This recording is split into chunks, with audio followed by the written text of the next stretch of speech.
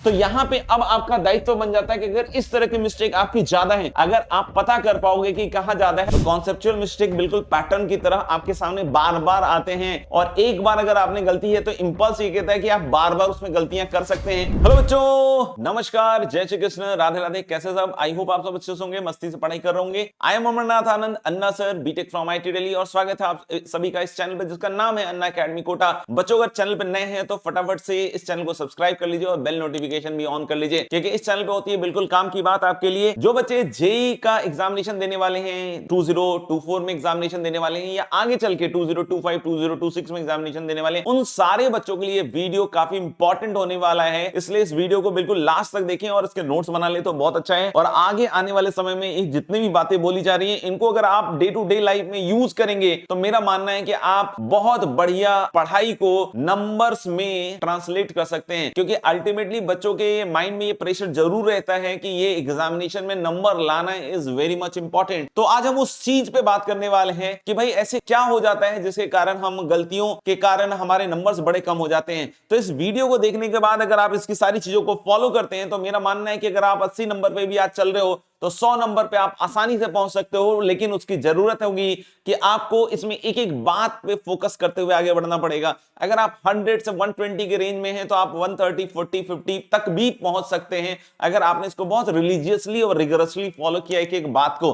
आज हम जानने वाले हैं गलतियों की साइकोलॉजी क्या है, उससे कैसे बच सकते हैं। अगर हम किसी भी क्वेश्चन की बात करें, क्वेश्चन गलत कहां कहां हो सकता है, किस तरीके से गलत हो सकता है, क्या क्या ऐसी चीजों पर ध्यान रखना पड़ता है, किस तरीके से हम एरर बुक बनाएं सो दैट कि हम अपनी गलतियों को खुद से रेक्टिफाई करके ठीक कर पाएं, क्योंकि ये गलतियां कोई और ठीक करने वाला नहीं है। और अगर हम एग्जामिनेशन डेट पे बात करें तो ऐसा कोई मिरेकल चमत्कार नहीं होने वाला है जिससे अचानक से आपकी गलतियां रुक जाएंगी and you will be in the top of the list. ऐसा बिल्कुल नहीं होने वाला है। तो ये कब से हो सकता है? अगर हम डेली जिन बातों पे आज हम बात करने वाले हैं, अगर उस पर आप फोकस कर रहे हो। अगर मैं एक एग्जामिनेशन का अगर कंप्लीट पोस्टमार्टम करूं तो हम बात करते हैं कि स्टार्टिंग में हम एक सवाल को पढ़ते हैं, सवाल को पढ़ने के बाद हमारे अंदर एक आइडिया आता है और उस आइडिया के हिसाब से हमें समझ में आता है कि यार ये किस पर्टिकुलर चैप्टर का है, उसमें क्या कॉन्सेप्ट्स लगते हैं, उसमें क्या फॉर्मूले लगेंगे, किस तरह के कैलकुलेशंस इन्वॉल्व हैं। तो ये सारी चीजें जो होती हैं वो एक क्वेश्चन को सॉल्व करने में बहुत इंपॉर्टेंट होता है। बच्चे कहां कहां गलतियां करते हैं उसके बारे में भी आज हम बात करने वाले हैं। तो जैसे अगर हम किसी क्वेश्चन को पढ़ते हैं दोस्तों, तो सबसे बड़ी दिक्कत क्या होती है? Most of the times it has been statistically seen कि जब भी हम क्वेश्चन को रीड करते हैं, मोस्ट ऑफ द गलतियां, अगर वो सवाल मान लीजिए गलत होता है तो मोस्ट ऑफ द गलती जो है वो आपकी क्वेश्चन रीडिंग वाले चीज में ही हो जाती है। इसलिए बच्चों ये सबसे इंपॉर्टेंट और सबसे क्रूशियल स्टेप है कि आप जो क्वेश्चन है उसको बहुत अच्छे से रीड करें। बहुत बार क्या होता है कि क्वेश्चन को हम इस तरीके से रीड करते हैं कि उसका कुछ ना कुछ डेटा जो है वो अपने आप हमारे दिमाग से गायब हो जाता है। जब हम सॉल्व करते हैं उन बातों का ध्यान नहीं रखते हैं। जैसे बहुत बार होता है कि यार उसमें कोई चीज पॉजिटिव दी हुई होती है या कोई चीज नेगेटिव दी हुई होती है या किसी चीज के बारे में कोई एक्स्ट्रा डेटा दिया रहता है, हम उस चीज को जब सॉल्व कर रहे होते हैं तो उस चीज को मिस कर देते हैं और कहीं ना कहीं फिर एक गलत आंसर तक पहुंच जाते हैं। और इतना टाइम देने के बाद भी वो -1 हो जाता है। तो आप समझ रहे हैं कि अगर आपने अपना एक -1 रोका है तो आप 5 नंबर के डिफरेंस को रोक रहे हैं। तो अगर आप ईमानदारी से इस तरह की प्रैक्टिस करते हैं और 3 सवाल भी अगर ऐसे कर लेते हैं तो 15 नंबर तो आपके ऐसे ही बढ़ जाते हैं। तो यानी कि आप कम पढ़ के भी अगर आप इन सब चीजों पे अच्छी तरीके से फोकस कर ले तो आप बहुत सारा नंबर जो है गाइस वो आसानी से बढ़ा सकते हो। तो question reading is very very important. जब आप टेस्ट से निकल के आया कीजिए या जब आप 2-3 घंटे काम कर लिया कीजिए, यहां पे मैं आपको उसका रोकथाम बता रहा हूं बच्चों। जब आप टेस्ट से निकल के आया कीजिए या फिर अगर आपने 2-3 घंटे काम किया है रेगुलरली किसी पर्टिकुलर असाइनमेंट में, तो आप जरूर देखें कि ऐसी कितनी गलतियां हुई जो सिर्फ और सिर्फ क्वेश्चन गलत तरीके से रीड करने या डेटा गलत रीड करने के कारण हुई। तो यहां पे अब आपका दायित्व बन जाता है कि अगर इस तरह की मिस्टेक आपकी ज्यादा है, अगर आप पता कर पाओगे कि कहां ज्यादा है, तो आप राइट एनर्जी राइट जगह पे रखिएगा, तभी आपकी इंप्रूवमेंट सबसे ज्यादा मैक्सिमम इंप्रूवमेंट होगी and that is going to get you fetch you a lot of marks in your examination. तो सबसे पहली चीज कि अगर क्वेश्चन रीडिंग में अगर आपको लगता है कि यार सर प्रॉब्लम चल रही है, तो सबसे पहले हमें उस क्वेश्चन रीडिंग के तरीके को सुधारना पड़ेगा। जब हम कोई असाइनमेंट्स कर रहे हैं तो हम 2 सेकंड 5 सेकंड 10 सेकंड ज्यादा समय देते हुए भी, अंडरलाइन करते हुए, चीजों को समझते हुए कि भाई कहां पे कौन सा डेटा मिस ना हो जाए या कोई ऐसी चीज तो नहीं है जो कि दी हुई है और बहुत यूजफुल थी लेकिन हम उसको मिस कर गए, राइट। तो तो इस चीज पर बहुत अच्छे से फोकस कीजिएगा। तो पहली चीज होती है गाइस कि क्वेश्चन आपने रीड किया, क्वेश्चन रीडिंग करने के बाद जो नेक्स्ट चीज आता है दैट इज योर कॉन्सेप्ट। अगर लग रहा है कि यार कॉन्सेप्ट में ही गलती हो गई है, आपने एनालिसिस किया अपने असाइनमेंट का, सॉल्व करने के बाद 2 से 3 घंटे या फिर टेस्ट के बाद एनालिसिस किया और आपने देखा कि कॉन्सेप्चुअल मिस्टेक है ना, कॉन्सेप्चुअल मिस्टेक है, तो इसके लिए बिल्कुल ध्यान रखिएगा बच्चों कि आप कम से कम इस कॉन्सेप्ट के 10 सवाल जरूर लगाइए। अगर आप 10 सवाल लगाते हैं तब जाके ये कॉन्सेप्ट आप अच्छी तरीके से ग्रास्प कर पाएगा। चाहे एलिमेंट्री नेचर के आप सवाल कर रहे हो, चाहे बढ़िया लेवल के सवाल कर रहे हो, लेकिन 10 सवाल इस कॉन्सेप्ट पे जरूर लगाएं, तभी जाके उस क्लैरिटी पे आप पहुंच पाइएगा। और जैसे ही आपको पता चल गया कि ये कॉन्सेप्चुअल मिस्टेक इस तरह की हुई है, तो कॉन्सेप्चुअल मिस्टेक बिल्कुल पैटर्न की तरह आपके सामने बार बार आते हैं, और एक बार अगर आपने गलती है तो इंपल्स ये कहता है कि आप बार बार उसमें गलतियां कर सकते हैं। तो एरर बुक डिजाइन करते वक्त अपने, या एरर कॉपी या डायरी जो भी आप डिजाइन कर रहे हैं, तो उसके साथ ये कॉन्सेप्ट जरूर लिख दीजिए कि यहां पे मेरी एक बार गलती हुई है, सो दैट कि आगे जब भी अगर इस तरह का पैटर्न मिस्टेक फिर से रिपीट हो रहा हो तो आपके दिमाग को तुरंत से ये मैसेज जाए, अलर्ट जाए कि यार इस तरह की चीज गलत होती है, तो जब भी इस तरह का सवाल आएगा तो इसमें मुझे ये वाली पर्टिकुलर चीज चेक करना बहुत ज्यादा जरूरी है, राइट। तो इस चीज पे हमें ध्यान रहे। तो पहला पॉइंट है क्वेश्चन के बारे में, second is your conceptual. Third चीज होती है गाइज आपके फॉर्मूले के बारे में।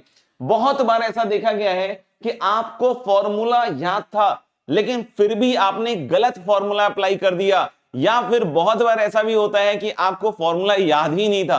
तो इन दोनों ही केसेस में आपको एक चीज का ध्यान रखना पड़ेगा कि जो गलत किया है, बहुत बार होता है कि ए ऊपर था मैंने ए सर नीचे लिख दिया, सर यूनिट ये थी मैंने यूनिट का वो काम कर दिया। तो जब इस तरह की चीजें अगर आप गड़बड़ कर रहे हो तो उस फॉर्मूले को कम से कम अपनी कॉपी में या एरर डायरी में कम से कम 15 बार जरूर उसको लिख लें, है ना, और टाइम टू टाइम इसको जरूर रिपीट करते रहें, सो दैट कि ये फॉर्मूला, क्योंकि मैं आपको बतला रहा हूं कि अगर आप 4 से 5 क्वेश्चन जो आपके एग्जामिनेशन में गलत होने वाले हैं, अगर आपने उसको ही रोक लिया तो आप मान के चलिए कि 20-25 नंबर आप बहुत हायर साइड में चले जाएगा। तो ये एक्सरसाइज बहुत इंपॉर्टेंट है आपके लिए। तो जो फॉर्मूला है उसका ध्यान रखिए, आप उसको 10 से 15 बार लिखने की कोशिश कीजिए, आप देखिएगा कि आपके अंदर बहुत ज्यादा सुधार आ जाएगा। आप एक बार ये काम करके देखिए, आपका ये जो रिटेंटिविटी भी है काफी लंबे समय तक रहेगी। अगर लग रहा है कि नहीं सर 15 बार नहीं, मैं 5 बार लिखना चाहता हूं, तो 5 बार ही लिखिए, लेकिन कोशिश कीजिए कि at different point of time इसको 3 से मल्टीप्लाई, यानी कि 3 बार ऐसा काम जरूर कर लीजिए, है ना। इसमें वैसे बहुत ज्यादा मिस्टेक नहीं होती है। और चौथा चीज होता है आपका कैलकुलेशन वाला पार्ट। कैलकुलेशन वाले पार्ट में भी बहुत सारे बच्चे बहुत गलतियां करते हैं गाइस, है ना, बहुत सारे बच्चे बहुत गलतियां करते हैं। यहां पे एक और प्रॉब्लम होती है कि बॉडी क्लॉक भी आपका ऐसे टाइम पे सेट होता है कभी कभी कि आप जैसे 2 से लेकर 5 या 2:30 से लेकर 5:30 जो भी एग्जामिनेशन का टाइम है, या 9 से 12, उस समय आपकी गलतियां बहुत ज्यादा होती हैं। तो असाइनमेंट सॉल्व करते वक्त ध्यान रखिए कि जो 9 से 12 या 2:30 से 5:30 या 2 से 5 जो भी आपका समय है, उस पे बहुत ज्यादा आप कैलकुलेशंस करने की कोशिश कीजिए। यानी इस टाइम पे किस तरह के टॉपिक्स लेने चाहिए आपको। इस टाइम पे हमें सिर्फ और सिर्फ मैथ्स वाले या फिर फिजिक्स वाले टॉपिक्स लेने चाहिए। कौन से? मैथ्स वाले, फिजिक्स वाले, या फिर आप फिजिकल केमिस्ट्री भी ले सकते हैं, क्योंकि यहां पे भी कैलकुलेशन काफी होती है। तो अपनी कोशिश यही होनी चाहिए कि हम जब भी कैलकुलेशन वाला जो टाइम है वो इसके बीच में, यानी जो भी चैप्टर जिसमें कैलकुलेशंस ओरिएंटेड काम हो रहा है वो 9 से 12 या 2:30 से 5:30 बजे के बीच में ही आप इसको एग्जीक्यूट कीजिए, और विद मैक्सिमम एफिशिएंसी एग्जीक्यूट करने की कोशिश कीजिएगा, तो ही बात बनेगी। तो कैलकुलेशन वाली चीज पर बहुत ध्यान रखना पड़ेगा। बहुत बार इस तरह की गलतियां होती हैं, अगर होती है तो बिल्कुल लिखकर बताइएगा कमेंट बॉक्स में कि उसमें पूछा हुआ था नॉट और हम उसका करेक्ट ऑप्शन करके आ गए। क्योंकि होता क्या है कि जनरली पहला ऑप्शन तो राइट वाला ही ऑप्शन उसमें होता है, तो आप उसी को टिक करके आगे बढ़ जाते हैं। तो जब कभी भी इस तरह के क्वेश्चंस हो नॉट, तो कोई स्कीम जरूर बना लीजिए। हो सकता हो कि अगर आपके पास ऐसा कोई ABCD वाला ऑप्शन हो तो आप इसमें इस तरह के स्कीम्स बना सकते हैं, और इससे आप पता कर सकते हैं कि अच्छा नॉट पूछा है तो मुझे ये वाली चीज का आंसर करना होगा। तो आप इस चीज को अपनी कॉपी या सॉल्यूशन में लिखते वक्त आप इस तरीके से ABCD लिखकर ट्रू फॉल्स या जो भी जिस तरीके से भी आपको लिखना है आप यहां पे लिख सकते हैं, TFF ऐसे भी लिख सकते हैं, आपके ऊपर है, ठीक है।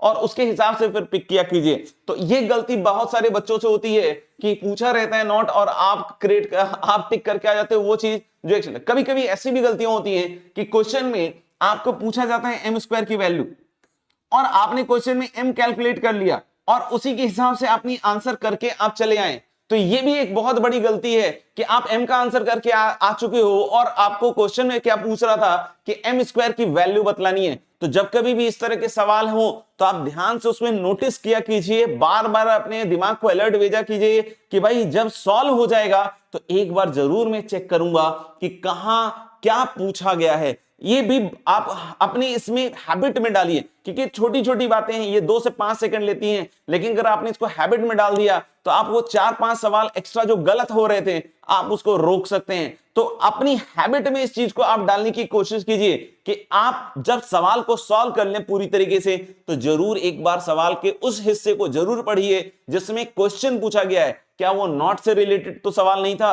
कहीं ऐसा तो नहीं कि कोई और वेरिएबल की वैल्यू पूछी गई थी, मैंने किसी और वेरिएबल की वैल्यू मार्क कर दी। और इस तरीके से आपको इसको काम को करना पड़ेगा। बहुत बार ऐसा भी होता है कि बीच में बच्चे एग्जामिनेशन टाइम के बीच में अपना थोड़ा सा अलर्ट या कॉन्शियसनेस थोड़ा सा खो देते हैं, सही आंसर निकाल के भी गलत आंसर मार्क करके आ जाते हैं। तो जरूर जब आप आंसर मार्क किया कीजिए उस टाइम पे सबसे ज्यादा आपको अटेंशन रखना है कि क्या जो मैंने कैलकुलेट किया था वही तो मार्क किया है ना। तो जब आप इस तरीके से अपनी डेली एक्टिविटी को प्लान कीजिएगा, अपनी हैबिट्स को सुधारने की कोशिश कीजिएगा, क्योंकि ये सारी प्रॉब्लम सिर्फ और सिर्फ अपनी हैबिट्स के कारण है कि हम इसको सुधारने की कोशिश नहीं कर रहे हैं। अगर हम इसमें देखिए, आप जितना पढ़ना है वो पढ़ते रहिए, लेकिन जब भी आप इस तरह के असाइनमेंट्स कीजिए तो एनालाइज जरूर कर लीजिए कि किस तरह की गलतियां हो रही हैं, और एक बार आप अपनी एनालिसिस कर लीजिएगा गलतियों का, चाहे टेस्ट की एनालिसिस, चाहे 3 घंटे के बाद आपने 3 घंटे पढ़ लिया, 3 घंटे के बाद उसकी एनालिसिस कीजिए कि किस तरह का काम किया है, कितनी देर में काम किया है। तो सारी चीजें आपको कुछ ना कुछ बतलाएंगी और आगे चल के आपको पुश करेंगी कि आप अपने आप को बेटर और बेटर करते जाइए। तो wish you all very best. आप इस तरीके से इस काम को करना चालू कर दीजिए सो दैट कि आने वाले समय में आप अपनी हैबिट को और तंदुरुस्त कर लीजिए, बिल्कुल बेस्ट कर लीजिए, और एग्जामिनेशन में जो आपके नंबर्स हैं वो सॉलिड आते रहे। एग्जामिनेशन के ऊपर और भी हम वीडियोस लेकर आते रहेंगे। अगर आपने इस चैनल को सब्सक्राइब नहीं किया तो जरूर सब्सक्राइब कर लीजिए। Thank you very much.